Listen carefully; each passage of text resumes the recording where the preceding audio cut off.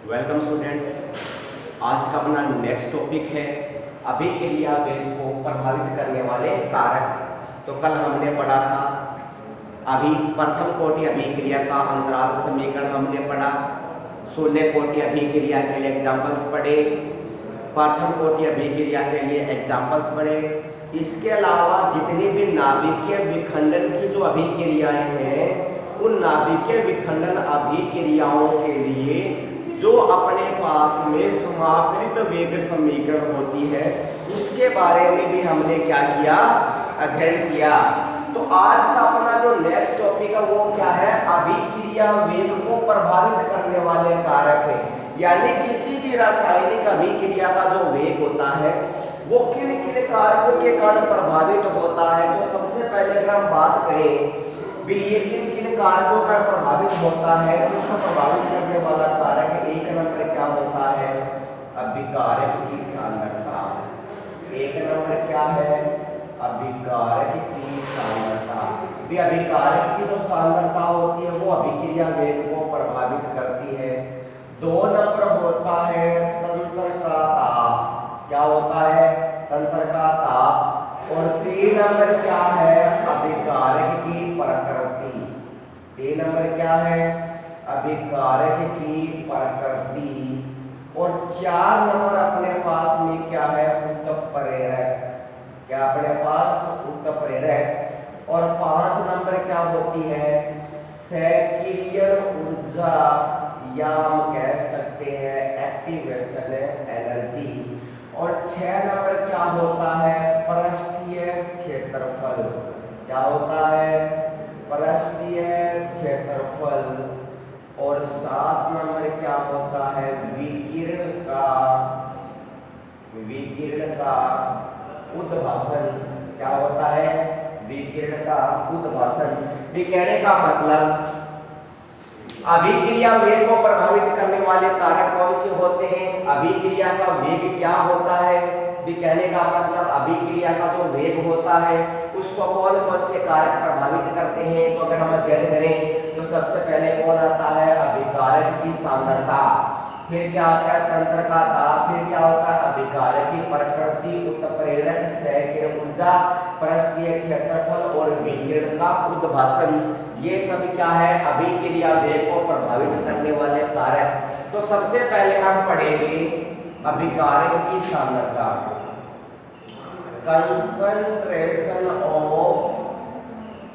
Concentration of reactant.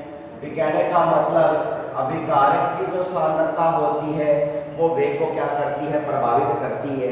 तो हम ये कह सकते हैं कि जब कोई रासायनिक अभिक्रिया क्या होती है, शुरू होती है, तो अभिक्रिया का जो वेग बढ़ता है, अभिक्रिया का जो वेग होता है वह सांद्रता के क्या होता है, समानुपाती होता है।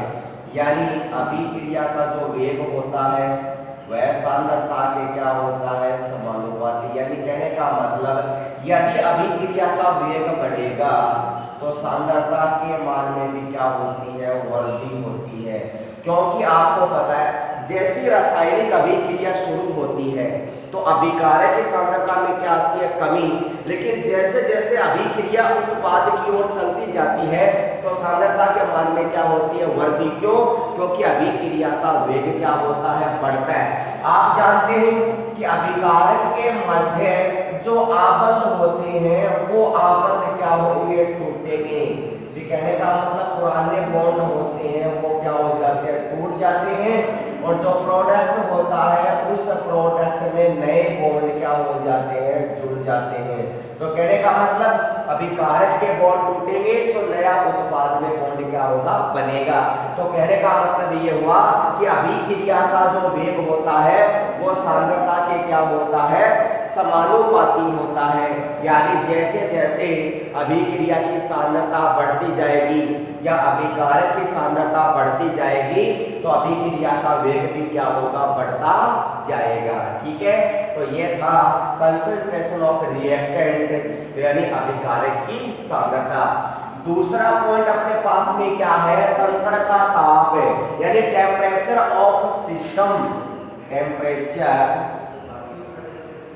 टेम्परेचर ऑफ सिस्टम सिस्टम का मतलब क्या हुआ, तंत्र का ताप, इसका तंत्र का ताप।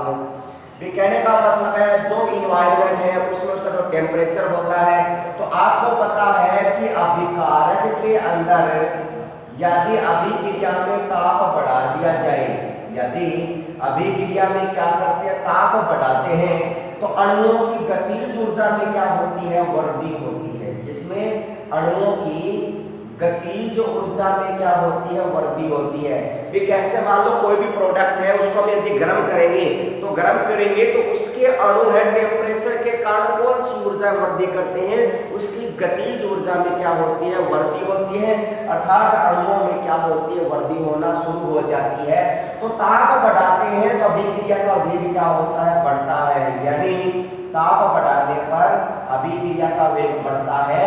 तो हम ये कह सकते हैं कि अभिक्रिया का जो वेग होता है वो ताप के क्या होता है, समानुपाती। कि कोई भी रासायनिक अभिक्रिया के अंदर यदि ताप बढ़ाओगे तो अभिक्रिया का वेग क्या होगा, अपने आप बढ़ेगा। ठीक है, तो कहने का मतलब कि अणुओं की गतिज ऊर्जा में क्या हो जाती है, वृद्धि हो जाती है, क्योंकि अणु क्या है, ऊर्जा पाकर गति करना शुरू कर देते हैं।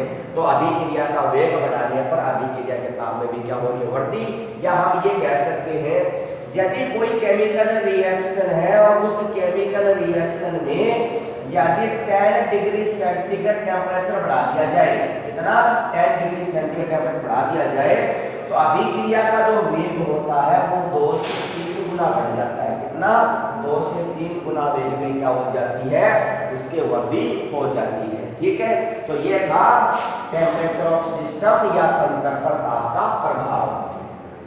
3 नंबर अपने पास में क्या आता है, अभिकारक की प्रकृति। क्या आता अपने पास, अभिकारक की प्रकृति। What is the nature of reactant, यानी अभिकारक की नेचर कैसी होगी, उसकी प्रकृति कैसी होगी कि अभिक्रिया का वेग बढ़ता है। तो आप जानते हैं किसी भी रासायनिक अभिक्रिया में भाग लेने वाले जितने अभिकारक होते हैं वो सभी एक्टिव नहीं होते हैं या सभी सक्रिय नहीं होते हैं। प्रत्येक रासायनिक अभिक्रिया क्या होती है, अलग अलग वेग से संपन्न होती है। कुछ ऐसी रिएक्शंस होती हैं जो सामान्य वेग पर क्या होती है, लागू होती है, लेकिन कुछ ऐसी होती है तीव्र वेग से भी क्या होती है, रासायनिक अभिक्रियाएं संपन्न होती है। भी कहने का मतलब कुछ रिएक्शन है वो तीव्र गति से संपन्न होती है, कुछ रिएक्शन मंद गति से संपन्न होती है। तो ये किस पर डिपेंड करता है, ये डिपेंड करता है नेचर ऑफ रिएक्टेंट पर प्रभाव डालता है। भी अपने को पता है, अगर हम ये कहते हैं कि अभिकारक के अंदर अगर ऊर्जा देती है तो अभिकारक में जो बॉन्ड होते हैं वो टूट जाते हैं। बॉन्ड क्या हो जाते हैं, टूट जाते हैं। यानी जब तक अभिकारक में बॉन्ड नहीं टूटेंगे तो उत्पाद का निर्माण नहीं होगा, क्योंकि बॉन्ड को तोड़ना क्या होता है, जरूरी होता है। तो अभिकारक अणुओं के मध्य बॉन्ड टूटेगा और टूटने के बाद नया उत्पाद बनेगा। तो कहने का मतलब इसकी ऊर्जा बढ़ रही है। जैसे जैसे ऊर्जा बढ़ती जाती है अभिकारक अणुओं के बॉन्ड में क्या होना, ब्रेक होना शुरू हो जाता है। जैसे यदि हम एग्जांपल की बात करें, यदि nitric oxide is reacted with 1/2 O2, तो ये क्या बनाता है, ये बनाता है नाइट्रोजन डाइऑक्साइड। ठीक है, ये नाइट्रिक ऑक्साइड ऑक्सीजन के साथ में रिएक्शन करके क्या बना रही है, ये बना रही है नाइट्रोजन डाइऑक्साइड बना रही है। इसी प्रकार कार्बन मोनोऑक्साइड 1/2 O2 से रिएक्शन करके क्या बनाती है, CO2 यानी कार्बन डाइऑक्साइड बनाती है। देखिए दोनों अभिक्रियाएं सेम है, दोनों अभिक्रियाएं क्या है, सेम, लेकिन दोनों की नेचर क्या है, अलग अलग है। भी कहने का मतलब यहाँ पर नाइट्रोजन का जो वेग है वो कार्बन से क्या है, ज्यादा है। अर्थात जो नाइट्रिक ऑक्साइड ऑक्सीजन से रिएक्शन करती है वो किससे करती है, तीव्र गति से संपन्न होती है, यानी अभिक्रिया का वेग क्या होता है, ज्यादा होता है। लेकिन कार्बन जब ऑक्सीजन से रिएक्शन करता है तो कौन सी गति से करता है, मंद गति से रिएक्शन करेगा। इसका मतलब ये हुआ कि दोनों अभिक्रियाओं के वेग में क्या हो रहा है, परिवर्तन हो रहा है। और जैसे जैसे रासायनिक अभिक्रिया के वेग में परिवर्तन होगा ना, तो कहने का मतलब अभिकारक की नेचर भी क्या होगी, अलग अलग होगी। क्योंकि प्रत्येक रासायनिक अभिक्रिया के लिए जो कैटलिस्ट होता है वो क्या होता है, भिन्न भिन्न होता है। कि सभी अभिक्रियाओं के लिए एक कैटलिस्ट नहीं होता, एक रिएक्शन के लिए एक विशेष प्रकार का क्या होता है, उत्प्रेरक होता है, और वही उस अभिक्रिया को क्या करता है, संपन्न करता है। तो कहने का मतलब सभी रासायनिक अभिक्रियाओं में एक उत्प्रेरक का यूज नहीं किया जा सकता। तो आप ये समझ रहे होंगे कि अभिक्रिया की जो प्रकृति है वो अभिक्रिया वेग को क्या करती है, प्रभावित करती है। ठीक है, इसके बाद में अपना आता है उत्प्रेरक। 4 नंबर पॉइंट क्या आता है, उत्प्रेरक, जिसको हम क्या कहते हैं, कैटलिस्ट कहते हैं। उत्प्रेरक क्या होता है कि उत्प्रेरक होता है, उत्प्रेरक के अंदर स्वयं में कोई परिवर्तन नहीं होता। भी उत्प्रेरक क्या है कि उत्प्रेरक एक ऐसा पदार्थ है जो स्वयं में कोई परिवर्तन नहीं करता, लेकिन रासायनिक अभिक्रिया के वेग को बढ़ा देता है। क्या कर देता है, रासायनिक अभिक्रिया के वेग को बढ़ा देता है। लेकिन मोस्टली आपको ये भी याद रखना है कि रासायनिक अभिक्रिया के वेग को बढ़ा सकता है उत्प्रेरक, लेकिन रासायनिक अभिक्रिया को शुरू नहीं कर सकता। भी कहने का मतलब जब तक रासायनिक अभिक्रिया शुरू नहीं हो जाती तब तक उत्प्रेरक का कोई इफेक्ट नहीं होता या उसका कोई प्रभाव नहीं पड़ता। हाँ, यदि अभिक्रिया धीरे धीरे शुरू हो जाती है तो रासायनिक अभिक्रिया का वेग बढ़ा सकता है। तो उत्प्रेरक एक ऐसा पदार्थ है जो स्वयं में कोई परिवर्तन नहीं करता, लेकिन अभिक्रिया के वेग को बढ़ा देता है। इसका मतलब ये हुआ कि अभिक्रिया का वेग है वो उत्प्रेरक से क्या होता है, प्रभावित होता है। और प्रत्येक रासायनिक अभिक्रिया के लिए उत्प्रेरक क्या होते हैं, भिन्न-भिन्न होते हैं, और इनकी नेचर या इसकी प्रकृति भी क्या होती है, अलग अलग होती है।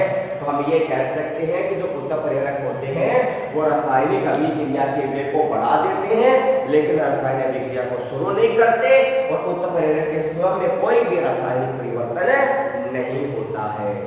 इसके बाद अपना नेक्स्ट टॉपिक क्या है, सैकरियन ऊर्जा।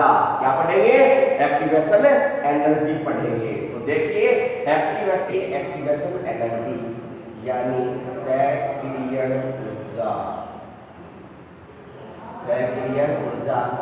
तो सैकरियन ऊर्जा क्या होती है, एक्टिवेशन एनर्जी का मतलब होता है कि किसी भी रासायनिक अभिक्रिया में भाग लेने वाले जितने भी अणु होते हैं वो सभी समान नहीं होते, यानी सभी सैकरिय नहीं होते हैं। और जो रासायनिक अभिक्रिया में भाग लेने वाले अणु सैकरिय नहीं होते हैं उनको बाहर से ऊर्जा दी जाती है, उसको हम क्या बोलते हैं, एक्टिवेशन एनर्जी।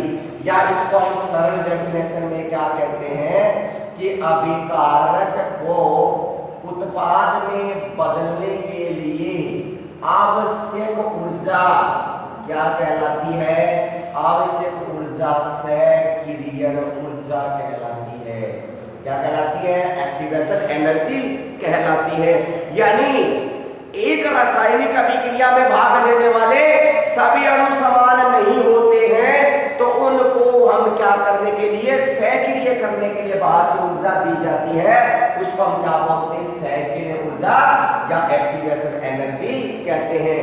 अगर इसको हम ग्राफ के माध्यम से समझे तो देखिए x 0 क्या आ जाएगा y। ये क्या कह रहा है कि रासायनिक अभिक्रिया शुरू हो रही है, ठीक है। तो ये क्या कह रहा है कि जब इसमें हम एक्टिवेशन एनर्जी की बात करें तो देखिए एक्टिवेशन एनर्जी, इसको हम क्या मान लेंगे E1 और इसको हम क्या मान लेंगे E2 एक्टिवेशन एनर्जी। यहाँ पर अगर हम बात करें कि अपने पास में क्या है, रासायनिक अभिक्रिया, तो ये अपने पास में क्या आ जाएगा A B C और क्या आएगा D। तो यहाँ से क्या बनेगा, यहाँ से बनेगा AC प्लस में क्या आ जाएगा B D। कहने का मतलब अगर किसी रासायनिक अभिक्रिया में उत्प्रेरक लगाते हैं तो अभिक्रिया की में क्या होती है, वृद्धि होती है, तो उत्पाद में भी क्या हो रही है, वृद्धि हो रही है। तो एक्टिवेशन एनर्जी है उसमें रासायनिक अभिक्रिया में जैसे ऊर्जा बढ़ाएंगे तो अभिक्रिया देखिए जल्दी संपन्न होती है, यानी कम समय में क्या होती है, संपन्न होती है। और यदि किसी भी कंपाउंड को ऊर्जा यदि बाहर नहीं देते हैं या बाहर से ऊर्जा नहीं दी जाती है, अगर बाहर से ऊर्जा नहीं दी जाती है तो अभिक्रिया के मध्यवर्ती नहीं होती है। तो कहने का मतलब एक्टिवेशन एनर्जी क्या होती है E1 और क्या आ जाएगी E2। कि जब ऊर्जा बाहर से नहीं भी ऊर्जा का मान क्या रहेगा E1 रहेगा, तब ऊर्जा लगाएंगे तो क्या रह जाएगा E2 रहेगा। तो कहने का मतलब ये इसके लिए हम क्या बना सकते हैं, ग्राफ बना सकते हैं किसके लिए, सैकड़ियन ऊर्जा के लिए। इसके बाद हम पढ़ेंगे पृष्ठीय क्षेत्रफल। क्या होता है पृष्ठीय क्षेत्रफल। विपृष्ठीय क्षेत्रफल पर ताप का प्रभाव कैसे होता है भी आप जानते हैं कि पृष्ठीय क्षेत्रफल के लिए मैं एग्जांपल देता हूं। यहाँ पर क्वेश्चन बनता है, यहाँ पर पृष्ठीय क्षेत्रफल क्वेश्चन बनता है कि क्या कारण है कि रासायनिक लैब में काम आने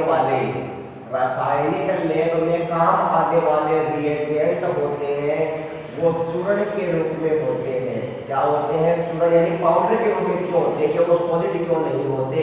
तो कहने का मतलब ये हुआ कि इसका मतलब ये हुआ कि यदि पृष्ठीय क्षेत्रफल का मान क्या होगा ज्यादा, तो अभिक्रिया के वेग में क्या होगी, कमी होगी। अगर हम बात करें कि अभिक्रिया वेग में क्या हो जाएगी, क्षेत्रफल का मान कम होगा तो अभिक्रिया का वेग भी क्या होगा, ज्यादा होगा। इसी प्रकार हम कह सकते हैं कि एक बड़ी लकड़ी का टुकड़ा है, ठीक है, उसको जलने में क्या लगता है, समय लगता है। क्या लगता है उसको, समय। लेकिन इस लकड़ी के यदि हम क्या कर दिए जाए, छोटे छोटे टुकड़े कर दिए जाए तो ये तीव्र गति से जलता है, या तीव्रता के साथ जलता है, तो अभिक्रिया वेग में क्या होती है, वृद्धि हो जाती है। ठीक है, तो कहने का मतलब ये क्या होता है, इसका पृष्ठीय क्षेत्रफल होता है। क्या होता है इसका पृष्ठीय क्षेत्रफल। इसके बाद अपने पास में नेक्स्ट टॉपिक क्या आता है, विकिरण का उद्भासन। विकिरण का उद्भासन का मतलब क्या होता है, विकिरण का इफेक्ट क्या होगा, या विकिरण क्या होती है। विकिरण का मतलब होता है सनलाइट, यानी सूर्य से आने वाले प्रकाश की किरणें, यानी पराबैंगनी विकिरण, या हम ये कह सकते हैं अल्ट्रावायलेट यूवी। तो कहने का मतलब कि कुछ ऐसी रिएक्शंस होती है जो डार्क प्लेस में होती है, कुछ ऐसी रिएक्शंस होती है जो सनलाइट की प्रेजेंस में होती है। तो कहने का मतलब कोई भी रासायनिक अभिक्रिया है, उस रासायनिक अभिक्रिया के अंदर जो बॉन्ड होते हैं वो हमेशा क्या होंगे, टूटेंगे। जब ऊर्जा दोगे बॉन्ड को क्या करना पड़ेगा, तोड़ना पड़ेगा, तभी वो क्या करेगा, नया प्रोडक्ट बनाता है। जैसे हम एग्जांपल की बात करें, अभिक्रिया के लिए विकिरण के उद्भासन की बात करें, कि यदि आपके पास में क्या है H2+ में क्या है Cl2, और ये अंधेरे में रिएक्शन हो रही है, तो यहाँ से क्या बनेगा 2HCl। इससे कोई फर्क नहीं होगा भी अगर हाइड्रोजन और क्लोरीन के साथ में रिएक्ट कर रहा है और वो भी कौन से डायरेक्ट प्लेस में कर रहा है, तो यहाँ पर HCl बनने में कोई फर्क नहीं होगा, ये HCl बन जाएगा। लेकिन इसी रिएक्शन को यदि चेंज कर दिया जाए कि H2+ में Cl2, और यदि सनलाइट के अंदर कोई रिएक्शन हो रही है तो यहाँ से क्या बनेगा 2HCl, तो ये क्या करता है, विस्फोट कर देता है, यानी इससे क्या होता है, धमाका होता है, या क्या होता है, ये घातक होता है, डेंजरस होता है। अब देखिए दोनों केमिकल रिएक्शन सेम है, लेकिन काम आने वाले जो कैटलिस्ट है वो क्या है, भिन्न भिन्न। यानी ये डार्क प्लेस में हो रही है और ये सनलाइट की प्रेजेंस में हो रही है, लेकिन उस डार्क प्लेस के कारण HCl कोई इफेक्ट नहीं कर रहा, उसका कोई प्रभाव नहीं हो रहा। लेकिन जैसे ये सनलाइट की प्रेजेंस में करता है तो ये क्या हो जाती है, विस्फोट हो जाती है। तो कहने का मतलब ये अपने पास में क्या आ जाएगा, इसे बोलते हैं विकिरण का उद्भासन कहते हैं। तो ये था अपने पास अभिक्रिया वेग को प्रभावित करने वाले कारक। तो अभिक्रिया वेग को प्रभावित करने वाले कारक कौन कौन से होते हैं, अभिकारक की सांद्रता होती है, तंत्र का ताप होता है, अभिकारक की प्रकृति होती है, उत्प्रेरक होता है, सहकिरण ऊर्जा होती है, पृष्ठीय क्षेत्रफल होता है, विकिरण का क्या होता है, उद्भासन। तो ये अपने पास में है अभिक्रिया वेग को प्रभावित करने वाले कारक। इसके बाद नेक्स्ट टॉपिक पढ़ने जा रहे हैं आर्नियस की समीकरण, और उससे पहले हम पढ़ेंगे ताप गुणांक क्या चीज होती है। ठीक है, क्या पढ़ेंगे, ताप गुणांक। देखिए ताप गुणांक क्या चीज होती है। तो सबसे पहले हमने कहा कि यदि किसी रासायनिक अभिक्रिया में भी अपना नेक्स्ट टॉपिक क्या है, ताप गुणांक। क्या है ताप गुणांक, भी ताप गुणांक क्या चीज होती है। इसने ये कहा कि किसी भी रासायनिक अभिक्रिया में यदि ताप बढ़ा दिया जाए तो अभिक्रिया का वेग क्या हो जाता है, बढ़ जाता है, यानी ताप इज प्रोपोर्शनल या temperature proportional to rate flow. कहने का मतलब ये वेग क्या होती है, समानुपाती। क्यों, क्योंकि ताप बढ़ाते हैं तो अभिकारक अणुओं की गतिज ऊर्जा में क्या होती है, वृद्धि। इसमें वृद्धि होती है। अभिकारक अणुओं की गतिज ऊर्जा में वृद्धि होती है, ठीक है, वो गति करना शुरू कर देते हैं। ये क्या कह रहा है, यदि इस रासायनिक अभिक्रिया में 10 डिग्री सेंटीग्रेड ताप बढ़ा दिया जाए तो कहने का मतलब क्या होगा कि अभिक्रिया का वेग 2 से 3 गुना बढ़ जाता है। कितना? 2 से 3 गुना बढ़ जाता है। तो ताप गुणांक का मतलब क्या हुआ? तो ताप गुणांक का मतलब होता है कि भिन्न भिन्न ताप पर या अलग अलग टेम्परेचर पर एक ही अभिक्रिया में, एक ही रिएक्शन में, एक ही अभिक्रिया में ताप का अनुपात क्या कहलाता है? ताप गुणांक कहलाता है। क्या कहलाता है? ताप गुणांक। तो कहने का मतलब ये हुआ कि KT प्लस में क्या आएगा? 10 डिग्री सेंटीग्रेड। तो कहने का मतलब ये अपने पास में क्या हो जाएगा? T। तो कहने का मतलब इस वेग में कितना वृद्धि हो जाती है? 2 से 3 गुना वृद्धि हो जाती है। तो इसको हम क्या बोलते हैं? ताप गुणांक कहते हैं। क्या बोलते हैं इसको? ताप गुणांक कहते हैं। तो ये एग्जाम के लिए वेरी वेरी मोस्ट है। तो कहने का मतलब आप इसको विशेषकर ध्यान रखिएगा, हर बार एग्जाम में कई बार पूछ लिया जाता है। तो ये अपने पास में क्या होता है? ताप गुणांक होता है। तो आज के लिए बस इतना ही। नेक्स्ट टॉपिक पढ़ेंगे नेक्स्ट वीडियो के अंदर। थैंक्स।